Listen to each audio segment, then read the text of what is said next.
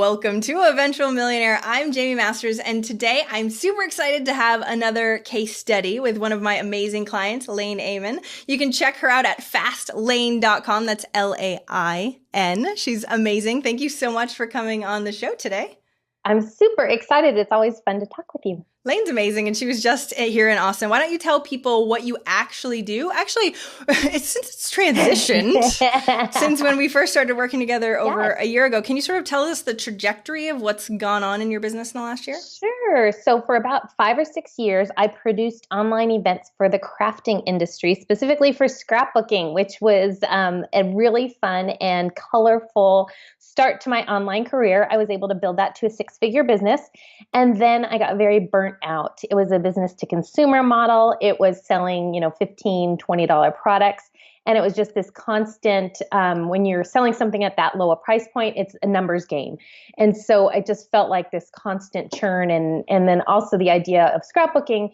My kids are getting older and I wasn't personally scrapbooking the way I was when they were younger. And so just personally and professionally, it was time for a change. And that's a really abbreviated story, which she will tell you because it was a lot of angst and a lot of soul searching as to how do I leave this 6-figure business that's definitely a part of our family's budget and transition to something different. And what is that something different? So when you and I, when our paths intersected, I was there with this business saying, I feel like just, walking away from it, but I can't do that until I have something else.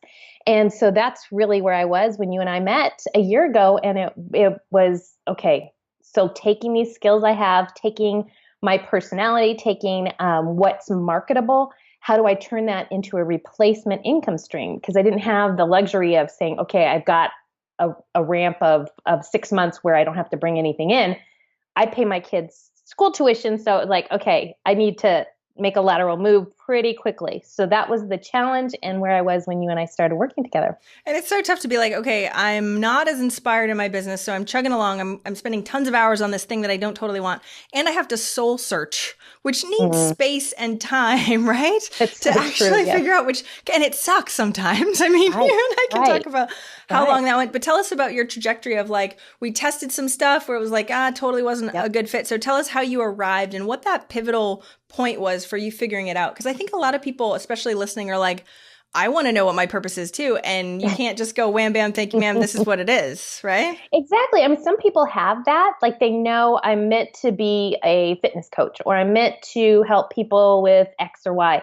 And I had these very disparate skills at having been in the online world for so many years. I also was a freelance journalist before I went online. So I knew I loved writing. I loved video. I loved communication. I'd podcasted. I'd written books. I'd done these events. So there were all these things. And prior to working with you, I had tried some personal coaching stuff and that wasn't exactly right. And I tried some business coaching, like helping people one-on-one, and that wasn't exactly right. And so I felt like, geez, is there going to be anything that is really going to fit my income goals and also my skill set and also the desire to not work 100 hours a week? Because although I love working, there are times when I don't want to work that much. So I tried a couple things before you and I had gotten together. And then one of the first things we looked at was, okay, I've got this skill in events where I've produced numerous events. Maybe I can produce events for other people because at that point in time, I'd done so many in so many different formats. And so I took a course, Virtual Summit Mastery with Navin Moazes, and who I know you know. And basically, it wasn't to learn how to do them, but it was really to say, okay, this is my experience. This is what the expectations are these days in terms of technology, because I had been doing it for 6 years, and I didn't want to bring an outdated system and say, oh, do this when there's all these other expectations and platforms and tools that I could be using. So I went through his program, and you challenged me to put together a summit. I remember it was like Christmas time, and you're like, I want you to do this by, basically by the end of February. It was like 60 days to pull this thing together. Yeah, ready, go. And yeah, exactly. And I'm like, okay. And it was the coolest thing. And it was the most incredibly painful thing as well, because I was running my other business over here. I had a huge event that I was running in at the end of January, and then a month-long event in February. And that was moving along. to bring in the income I needed. And then over here, I'm trying to build this new thing that it's literally when they talk about like building the boat or building the bridge as you're crossing it or building the boat as you're sailing, that's what I was doing. And it was a lot of late nights. And I did everything for that summit myself, from the design to the interviewing and the editing and everything. It was super fun. And I said, I do not want to be doing this for other people. So it was awesome because it gave me the experience and I actually made some really cool contacts, but it was also like, no, I'm not going to be doing that. Well, So then we were, go ahead. No, I was going to say, and it's insane too, because the trajectory, like the speed of implementation, not that I wanted to make you have a bazillion late nights, because that's not my intention, but the speed of implementation and getting the results at the end of that. Because if we would have waited and, until, if I would have given you what you probably needed, which is probably like 4 months to actually do what you did, because it was a lot of work. You wouldn't have been where you wouldn't have known, and it would have been a lot easier, which is great, but you wouldn't have had the information to really switch again because you didn't end up going that route. And I think online events just in general, and you could probably speak to this too, like are trending towards something different. I feel like this new trending towards something different. So we were trying to go after that piece, but at the end of it, I remember you being like, I'm like, I don't want you to do anything you don't like, Lane. I'm so sorry. What's that next piece? But it was great because I felt like, okay, you know what? My skills are here and I can do this and I can do that. And I don't need to hire a tech person. I can figure all this stuff out myself, which was super valuable. And it also showed me that those years of experience I had really were useful, because a lot of times, if it's from more than a year ago online, you think it's not worth anything. It's like an old phone, like a flip phone or something. You can't even charge it anymore. But I was able to see how those skills were still very, very relevant. And that also I had some skills to offer. So I knew at a minimum that although I didn't want to do that for other people, that was a valuable skill that I could leverage on my behalf or with clients in a different manner. So it was definitely a piece of the puzzle. It wasn't like, that's it, the shining light, this is what I'm meant to do. But it was just as good not knowing that wasn't what I wanted to do. So that was the end of February. And I was like, okay, I survived. Now what? And so we were playing around with some different things. And I was really like, I think March and April, I was just kind of getting my feet under me again and saying, all right, I'm committing to not doing any more of these scrapbooking events for 6 months. I can give myself that space of time, but and I talked with my husband about the budget and everything like that. And he would, so it was we were on the same page with that, but I needed to bring in some kind of income. And so I was looking at what the options were there. And at that time, Navid, the teacher of Virtual Summit Mastery, actually approached me. We were in conversation about some other things. And he was saying that his copywriter had disappeared. Like he had a launch coming up and he needed this stuff done and the copywriter. And I said, well, I can do that for you because I love writing and I do it for people I didn't tell him I always do it for free. I don't do it for free anymore. Jamie won't let me. So I actually started working with him on the copy side of things, which is something that I'd always done myself for my own business and helped other people, but had never seen that as a possibility. And so he's like, you're really good at this and you're really fast and you could totally make a business out of this.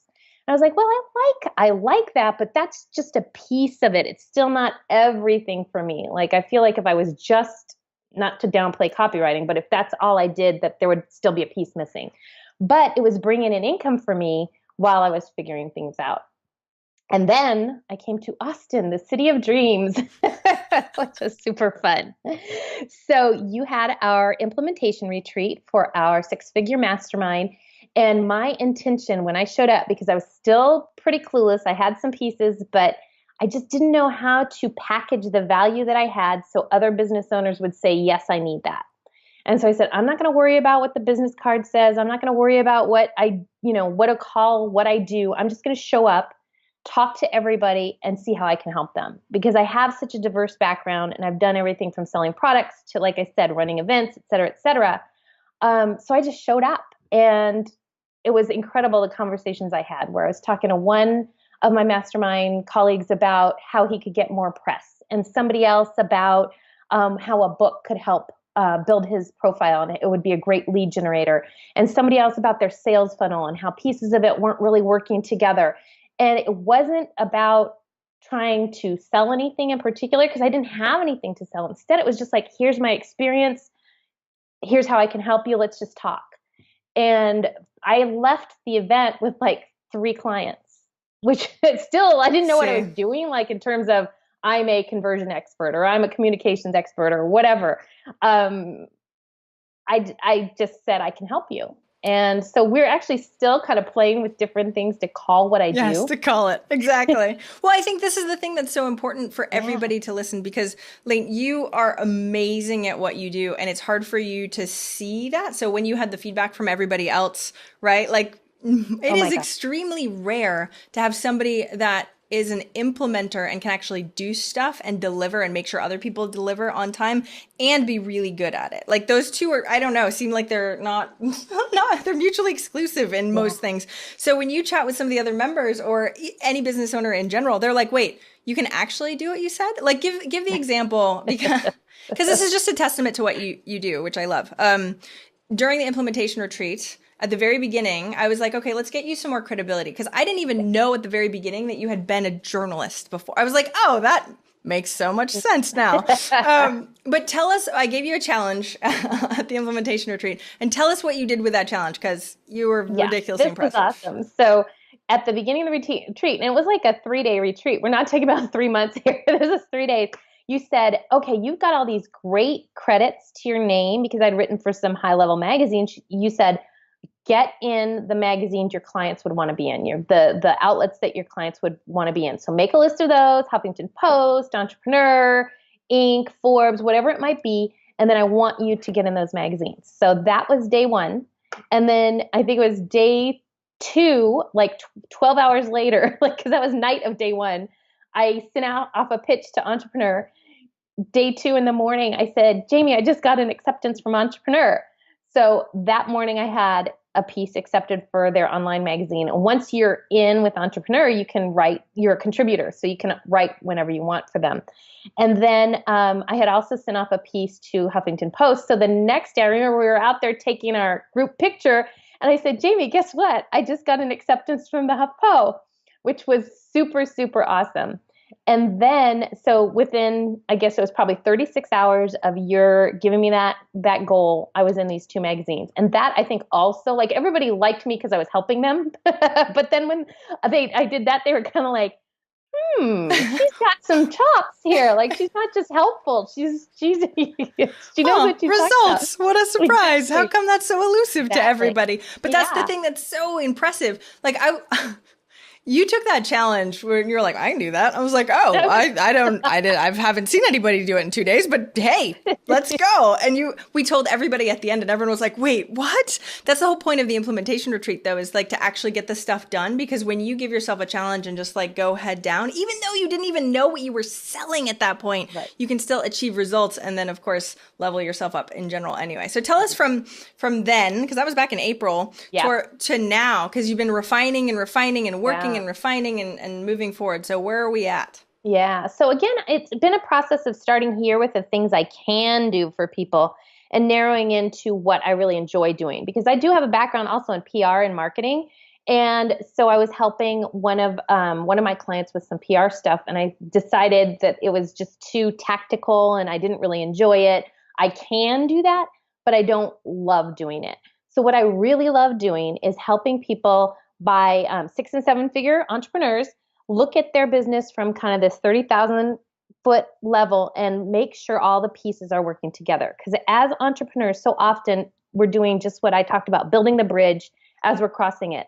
And as we make progress, we're never going back to say, well, does that board I put in there really match the boards up here? And instead, we're just like, it got me to this point, so I'm going to keep going. So I stop while they're still working on their stuff. I'm the one who can stop and take that deep breath and say, okay, that board there really doesn't match, or we could fix it so it looks a lot better, or it works a lot better, it's more sturdier, that kind of thing. So I'll take a look at everything from their sales funnel to their autoresponder series, landing page, sales page, webinars, whatever it might be, and see what's working really, really well to reach the audience that they've defined as their audience. And sometimes there's multiple. And then making sure that everything's working as well as it can be, and we're not spending a lot of resources on things that aren't paying off because it's 80-20. It always is. So I'm the person who can come in and say, here's where your 20% is. Don't even think about this stuff. Stop, don't spend 20 hours a week on podcasting. If you love podcasting, great. But if your goal is to build your list, you're only, you're getting 100 downloads a week. So you've got to make a choice here. If it's a hobby, great. But that kind of thing that a lot of people don't have the time or the experience to look at. I can see the patterns across the whole business, which is really fun for me. And then I can actually help them implement. So if I say your autoresponder series is really out of whack, and they say, go fix it, I can go fix it. Or I say your landing page is really, not optimized, go fix it. I can go fix it. So that's the key that's the key differentiator, right? So a lot of people can't actually fix it and don't know the tech, or even for me, I tell people what to do. I don't actually do it for them. I'm like, go hire this person, go do this. And yeah. I'm the orchestrator, but you're like that's a problem and I'll fix it. And everyone's like, oh, you'll fix it too? Oh my gosh, that's very rare, especially for the level of quality that you have for people, which is, otherwise you have to deal with big teams. And no offense, I've hired big agencies before and oh my gosh, it's been a huge pain in the butt. So you've got a little sweet spot that's been working well. So how have you been moving forward? I know we were talking about going from, zero income beforehand, right? So transitioning from the other one, because I know you just had a fire sale on the other one and all that fun stuff. So tell us where we're at revenue-wise now too. Yeah. So again, when I ended last year, another thing that was going on with my scrapbooking business is that industry as a whole is becoming harder and harder to find your clients or customers. And it's shrinking, I think, overall, just because of the nature of the world. We won't get into that right now. So I was having to work harder and harder to get the same amount of revenue. So I ended last year with probably 140, 150 maybe in revenue, and not all of that's profit, but income. And so I was looking to replace that by hitting about 10K a month was my goal. And so in the first couple months when I was working strictly with people in our mastermind, I was just so excited that people were going to pay me that it was, and plus I was doing stuff I loved. And these are people in my group, so I didn't want to charge premium. I know. She's like, I want to do more for them. I'm like, stop it, Lane. No, charge them more. I know their numbers. They can, it's value. You're over delivering anyway, right? Yeah, that's really the challenge right now is to determine how to charge people because I can't look at it hourly because one, I'm really fast at what I do. And two, I'm bringing 6 and 7 years of experience, not counting the writing and, the hours, the 10,000 hours I put in optimizing communication skills and that sort of thing. So I can't just say, okay, I'm $100 an hour, I'm $200 an hour, because there's a range of things I do for them. So it's got to be more based on the outcome and the process that I provide. So that's where I am now is defining my process. So then it becomes a thing.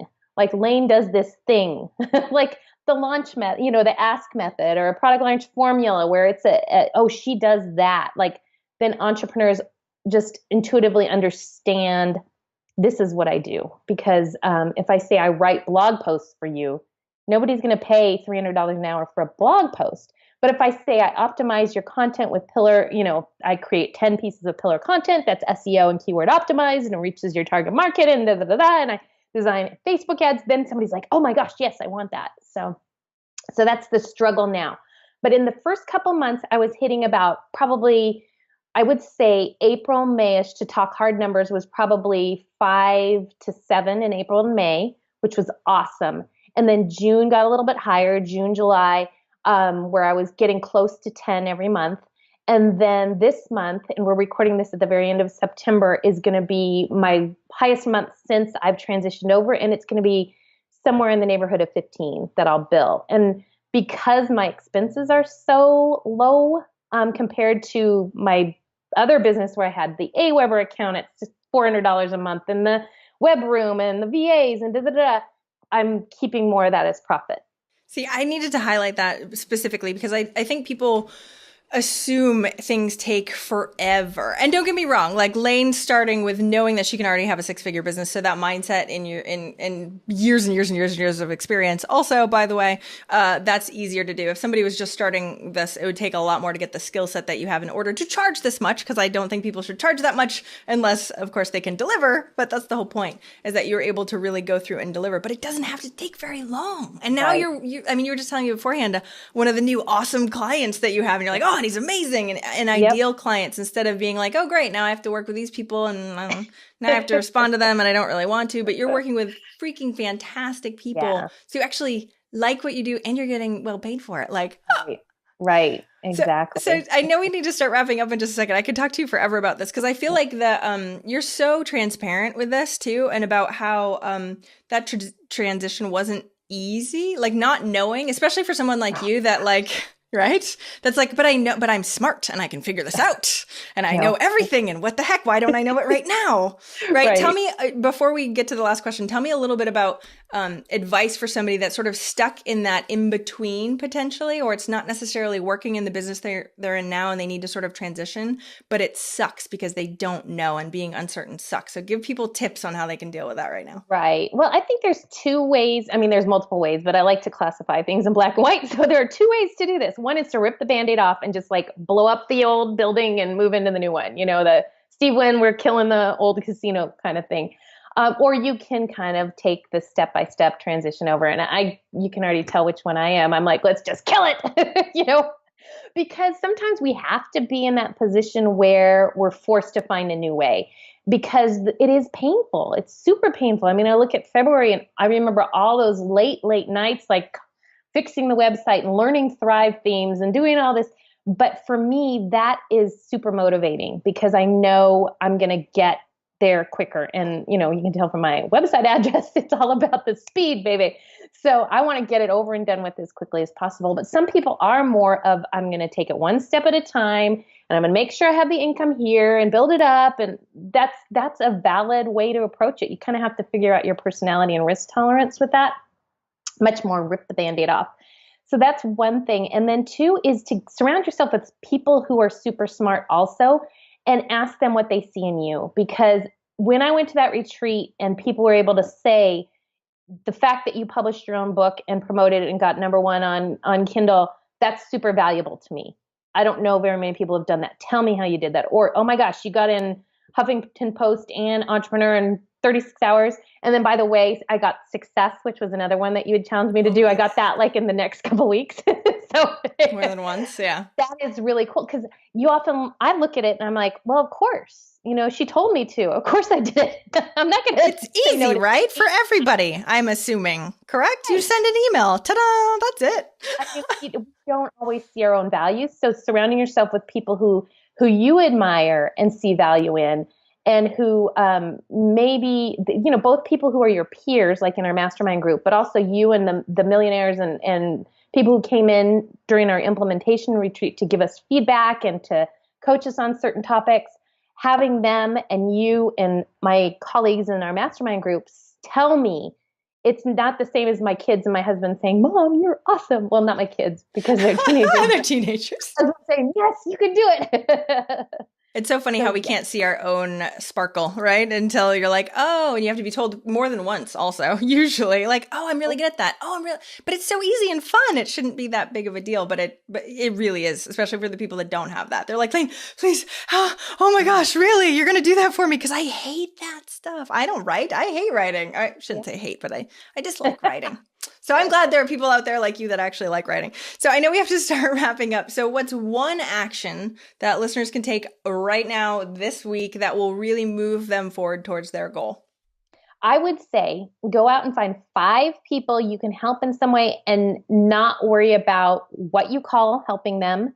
Not worry about if you're getting paid or getting paid what you're worth or anything like that. Like, go through your Facebook feed and somebody says, oh my gosh, I'm having an Infusionsoft problem. Can anybody help? If that's your thing, go help them and just do it and see where it leads, because it's just incredible the way, once I stopped worrying about what I called it and just focused on what other people needed and how I could help, stuff just took off. Yeah, it's actually paying attention to the results and the action and the results and the action and the results and not the, but it needs to have a great brand. And even though that's what you do, you're like, oh, but I want to know what it is. We need to know what it is before we do it. No, unfortunately, in entrepreneurship, it's not like that at all. So tell us where we can find more about you. If they need implementers or if they have names for you, they can definitely send definitely. Where do we find out more? Call what I do. I just say I'm a secret superhero. Where do we find out more from you specifically? Fastlane.com. It's FASTLAIN.com. And if you would like it, I can put together like a little cheat sheet. I know we had done some conversations previously about getting in major publications, but I can write that up as like a little cheat sheet to make it downloadable for folks. I'm sure they want that. They're like, yeah, it's easy for you, Lane, to send 2 emails and get an entrepreneur and whatever. But for me, not so much. But Lane is amazing and she's great with sharing advice. So that would be amazing. So if you go to, can we make it fastlane.com/EM? So that way everybody can go there and download all that fun stuff. Definitely check it out. Elaine is awesome. And if she can get it in 2 days, give yourself a freaking week and then email us back and let you know that let us know that you did it. Thank you so much for coming on the show today, Elaine. I really appreciate it. Oh, it's super fun. Thank you. I hope you enjoyed that interview with Lane. And I wanted you to really see sort of the trajectory and how quickly things can come about once you really go all in and start trying to figure things out. So yes, it sucks being in the uncertain place, but just moving forward, once you're going through hell, keep going. Like that's the thing that I find so important. So no matter where you are right now in your business, even if you're nowhere near 6 figures, to me, I'm hoping you got something out of that and how inspiring it is to see people see results and take action and see results. And it's not every win every single time, right? But we want those wins to add up and add up and add up, because when we look back, you can really see that is the trajectory of your life. So if you are a 6-figure business owner, let me know so we can chat on the phone. I would love to help you in this next year in 2017, really level it up. Not only level it up with knowing exactly what you need to be doing, but also having like that peer group, that support group and network, which is huge. Lane is seriously like best friends with every single person in that group. Everybody loves her. And they are amazing business owners that it's kind of hard to get a hold of normally. We usually don't just like hang out in groves of people that are all successful, right? So, because we have no time also. So I want to curate that group for you. And if you think you're a good fit for that, just go to eventualmillionaire.com/app, and I would love to hop on the phone with you. And either way, fill out the application. If you're not sure that it's a good fit or you don't think that I can help you, I'll let you know. Completely honest, 110%. I told one woman to go and take a retreat for 2 days and to decide if she even wants to do her business anymore. I'm like, I could sell you into my mastermind, but to me, I would much rather have you happy. So if you don't like what you're doing, there's no need to pay me, because I can't make that one little piece go away, because this is your business and that's sort of what it's based on. Now, if we could, I would tell her that also, but I told her to take 2 days and just think about it. So to me, I care about you as a human being. And yes, I definitely care about sales too, because that is, also extremely important as a business owner. But I want you to know that either way, I want you to be successful no matter what, whether that's with me or with someone else. So go to eventualmillionaire.com/app and go ahead and hop on the phone with me, and I'll let you know either way. Hope you have a wonderful, amazing, fantastic day. All the superlatives we possibly can. Take care. Bye.